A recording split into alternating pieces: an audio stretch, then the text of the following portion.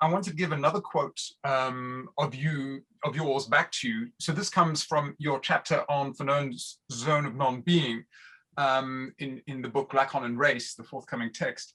And right in the beginning of that chapter, you give a very clear statement, which I think speaks, at least to me, about the necessity of a different approach to what one might do with something like the analytics of post-colonial theory. And you say, Fanon's most significant contribution to the study of colonialism is conceiving colonialism less in terms of social justice as exclusively a matter of economic and or political inequality, and more in relation to ontology, or the lack that constitutes us as speaking beings. So there's sometimes been the sense that critical Fanonism or critical Fanon studies gets a little bit upset by the introduction of a series of concepts that seem to not be political in the way that is often expected of them. So I'm just wondering, going back to that, I mean, I'm just wondering if people would be critical of that point, but conceiving colonialism less in terms of social justice and more in relationship to ontology or lack. My reading of what you're doing is to say this is radicalizing the politics of this domain, not depoliticizing them. But what is your take on that? If we introduce theoretically the topic or the notion of the notion of the ontology or the ontological in thinking about colonialism and post-coloniality, it allows us to reimagine the possible, and I would put the im of impossible in front of possible, the possible ways of reconceptualizing the politics of the colonizer and the colonized, the haves and the have-nots.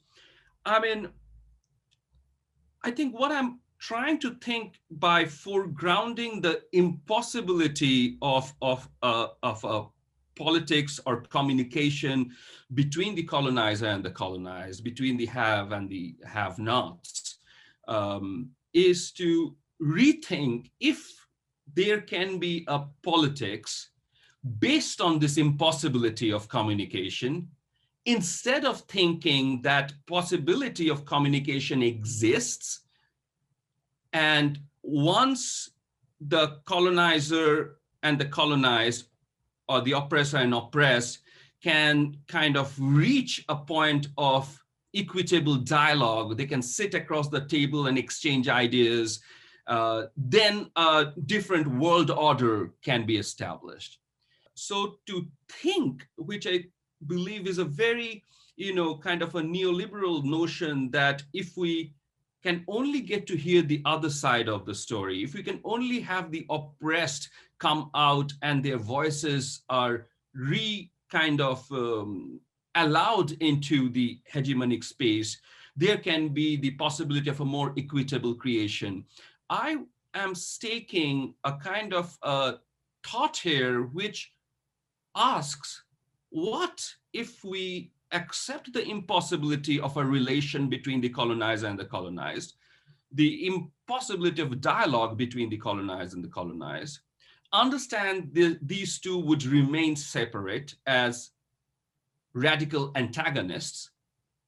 If we move on basis of that, is it possible to conceive a politics of the social which does not seek to override this antagonism, but seeks to build a politics between the two based on the irreducible presence of this antagonism? Here we really are, I think, able to foreground the Lacanian concept, which is crucial. So, when one hangs out with Lacanians, and maybe also Lacanians who focus on later Lacan, we always hear about the there is no sexual relation, the non-sexual rapport, all of these kinds of ideas. And then right towards the end of your book, you make this quote, which I'll read in just one second. But I suppose what I'm essentially driving at here is how important analytically it is to be aware of how certain political goals and agendas are already implicitly based on the assumption that some harmony, some viable complementarity or some kind of sexual relation, to speak metaphorically, is possible. And from a Lacanian perspective, one would always have to ask, is some kind of fantasy driving that perception?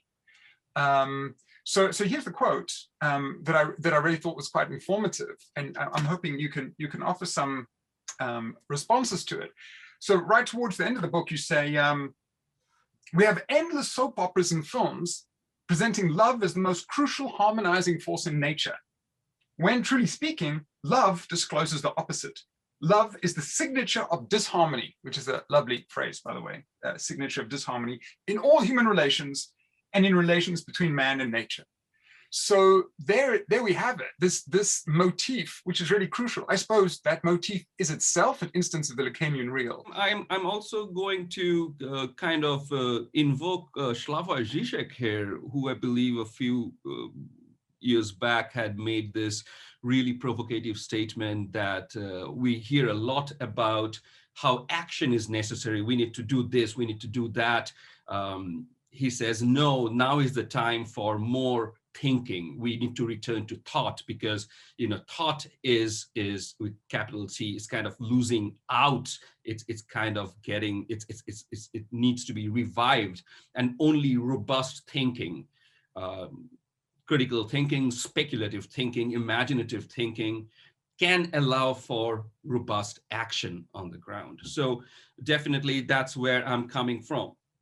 But to now go to the question of that antagonism and thinking about the politics around this radical antagonism, and not a politics that seeks to override this on basis of some fundamental fantasy regarding, yes, it's possible for one harmonious whole, which we know Freudian Lacanian psychoanalysis completely shows to be an empty thing, nothing more than a fantasy that allows us to negotiate our kind of ontological displacement in this world around us. I think and I was actually getting the same feeling hearing you read some of the parts of my book and returning it to me. I'm like, oh, where did I do that? Did I write that? Is that my phrase? And this sense of alienation, and which I also think is a very, very important point of departure in Freudian Lacanian psychoanalysis, at least it's for me, that unlike the world around us, where there might be a certain harmonious cycle, from the seed to the tree, from the tree back to the seed, we do not have that kind of connection to the world around us. In fact, I believe what makes us human is our radical alienation from everything around us, not just the world around us, from our own selves, from the language we use. And Freud shows that when he's talking about the slips of pen or the slips of tongue. I mean, if I did not say that, who said that? I mean, there seems to be a kind of radical alienation from that. And what I'm hoping to kind of invite my readers to think about is, again, what would be a kind of politics, a politics of that imagines a social arrangement, and that social arrangement is obviously never final. It's always continuous. It's always continually kind of changing. If we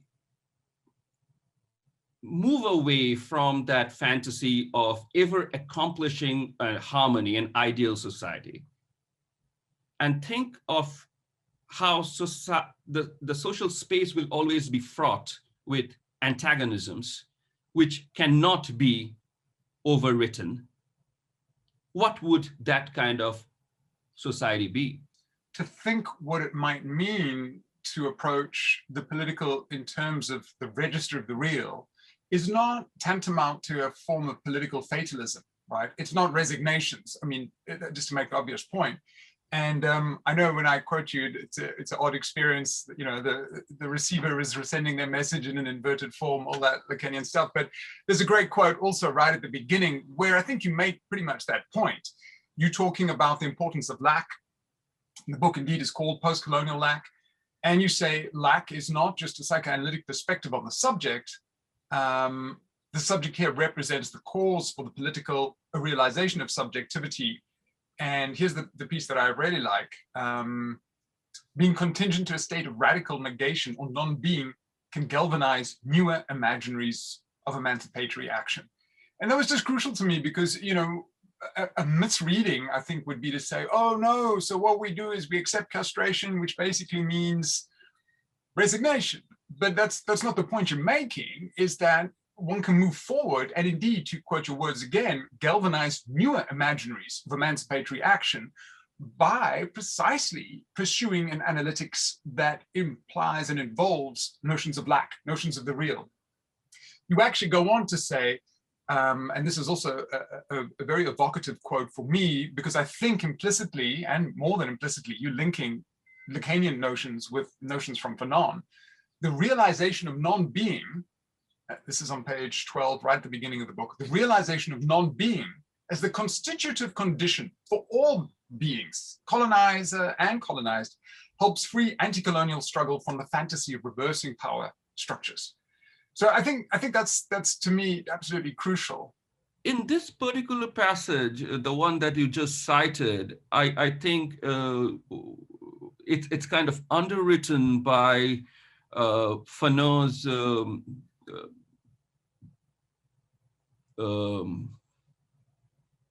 brief passage very early on in Black Skin, White Masks, where he first introduces the idea of the zone of non-being as this sterile zone, as this hellish depth that must be charted by the Black man, the colonized, in order for some newer possibilities to emerge for those who are unable to kind of dissociate them from the symbolic imaginary of the colonial regime. And that's why it's Black Skin but White Mask. And that's why Fanon is talking about the need to become more white. Where I connect with Fanon is when he talks about getting caught between the white mask and the Black body.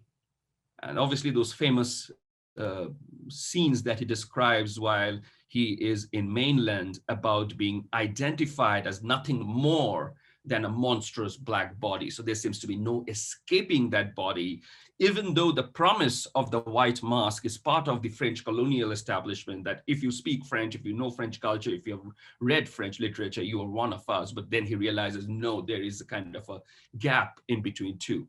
And I think Fanon, and this whole passage that you cited is inspired by Fanon's notion that the colonized is constitutively not. But instead of kind of, living with that state of non-being, the colonized, because it's unbearable to be without any kind of symbolic support, the colonized prefers to imagine himself or herself as white, and they find ways of becoming white, marrying a white man or sleeping with a white woman. Fanon discusses those two cases, of course. But these are not enough to abstract the colonized from that condition of not or non-being. And I think what Fanon is developing through Black Skin, White Mask, and thereafter, obviously in Wretched of the Earth, is the possibility of a emancipatory politics that can only happen when the colonized embraces this state of non-being and frees himself or herself from the imaginary of becoming white, either in terms of class or in terms of culture. But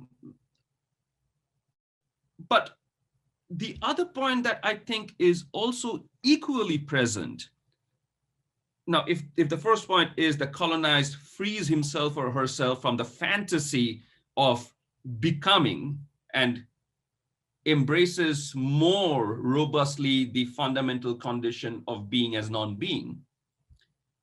The other point that Fanon also makes, and I like to say that it doesn't get enough attention, which is the colonizer is equally a victim of the same system. So the colonizer also needs to realize its fundamental ontological condition as a lacking subject is the same as that of the colonizer needs to realize it's the same as that of the colonized. I talk about in this book about E.M. Forster's Passage to India. I think Forster is one of those people who kind of captures this as well. The other side would be someone like Kipling. The East is the East, the West is the West, the twain shall never meet. And so therefore, let's not try anything, right? And Kipling also famously said that east of Suez, the gods are very different, so our lives are very different. Now, Forster uses almost the same quote. It's almost like a self-conscious citation of Kipling in Passage to India. But if we really look at what Passage to India is trying to say, is that faced when the colonizer, Mrs. Moore, or Adela is faced with that haunting negativity that exists as a kind of impossible to ontologize presence in the colonial socio-symbolic, the unbearable echo or the oh boom of the caves, you are either rendered silent as Mrs. Moore, who refuses to speak, just returns to England and dies in the passage, or you kind of enter a kind of a psychotic episode like Adela's.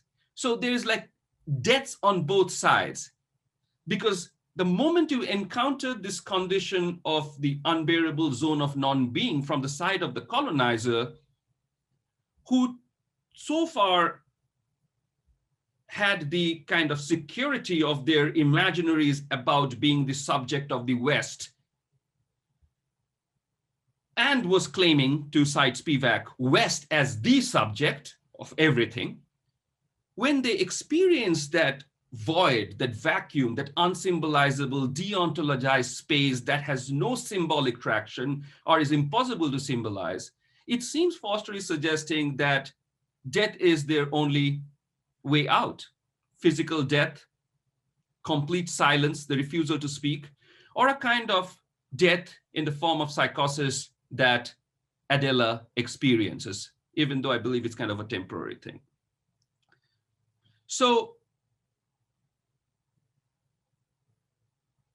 the politics of emancipation around that notion of antagonism is connected to the Freudian Lacanian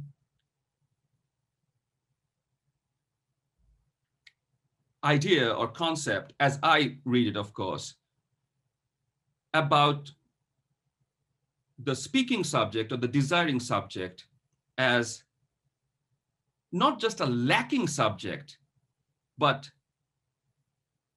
the lack is what makes it the subject. It's not that it is a subject of the lack, it's subject for the lack, and then something else would kind of suture its lack, even though it participates in life in terms of that dialectic of desiring and having and then feeling complete and fulfilled. What it is the lack. It is what brings forth